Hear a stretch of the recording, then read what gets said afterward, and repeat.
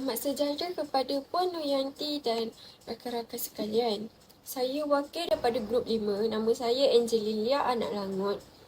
Nombor kad matrik saya adalah 06 DPR 22F2019.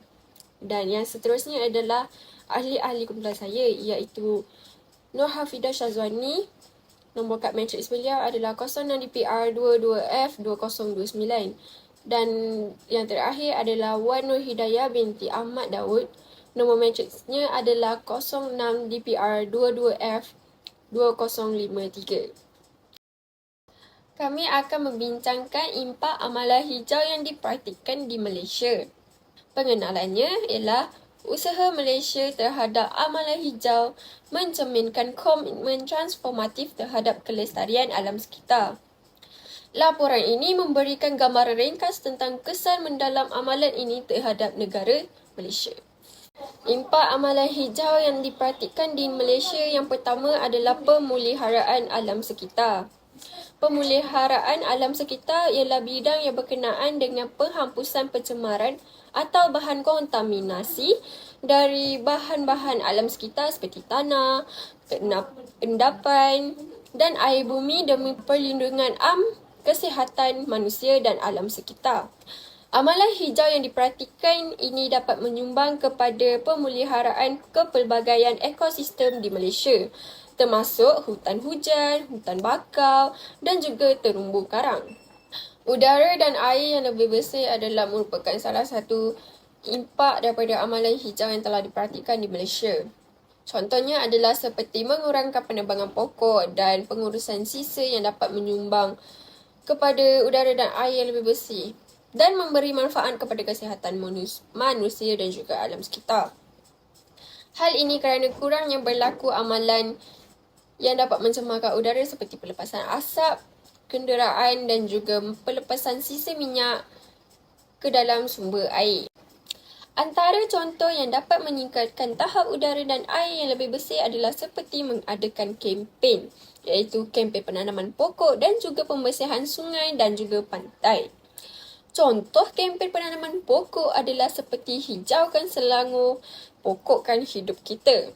Iaitu kempen ini adalah diadakan atau dianjurkan oleh pihak berkuasa di negeri Selangor.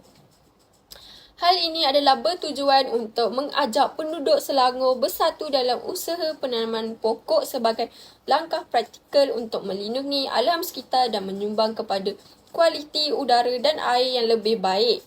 Setiap kawasan di Selangor telah mengadakan sesi penanaman pokok di setiap komuniti di mana penduduk setempat bersama-sama menanam dan juga merawat pokok di sekitar kawasan mereka. Impact of green practice in Malaysia yang ketiga adalah mengurangkan jejak karbon.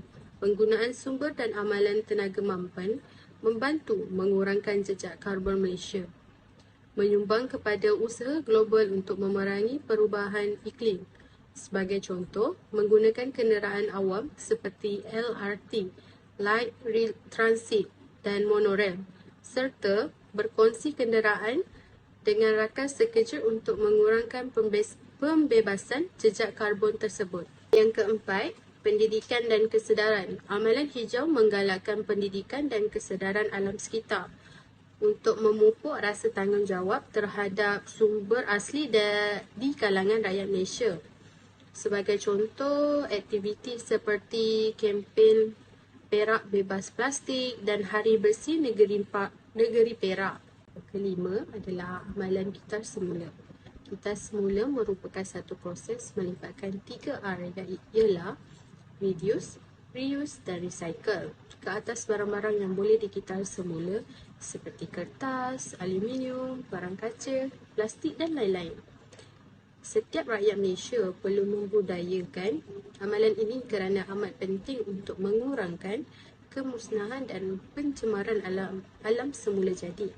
Menurut Persatuan Pengurusan Sisa di Malaysia, terdapat 3 tong sampah yang berbeza disyorkan untuk tujuan kitar semula. Warna biru untuk kertas, warna coklat untuk kaca dan warna jingga untuk plastik dan logam.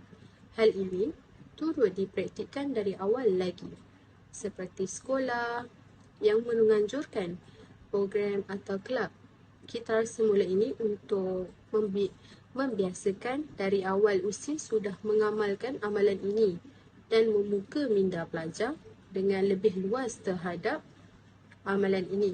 Meskipun negara Malaysia masih dalam proses untuk membangun, amalan ini tetap diterapkan walaupun sesetengah pihak masih berdegil untuk mempraktikkan amalan ini.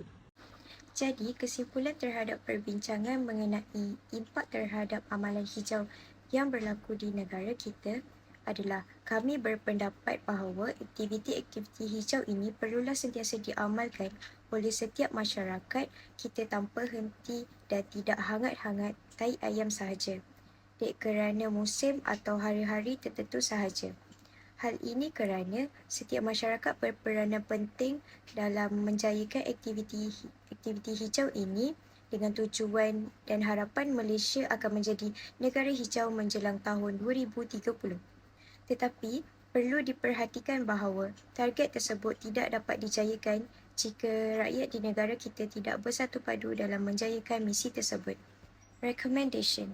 Antara cadangan untuk mempraktikkan amalan hijau di Malaysia ialah kami bercadang pihak berkuasa perlulah mengadakan lebih banyak kempen di negara kita untuk meluaskan lagi pemikiran manusia di zaman kini. Seterusnya, pertingkatkan lagi teknologi supaya tidak menggunakan bahan yang boleh membebaskan jejak karbon atau mencemarkan alam sekitar. Akhir sekali, kami mencadangkan IPTA atau IPTS dan sekolah-sekolah untuk mewujudkan kempen seperti penanaman semula pokok dan mewujudkan taman-taman botani yang berada di sekitar sekolah.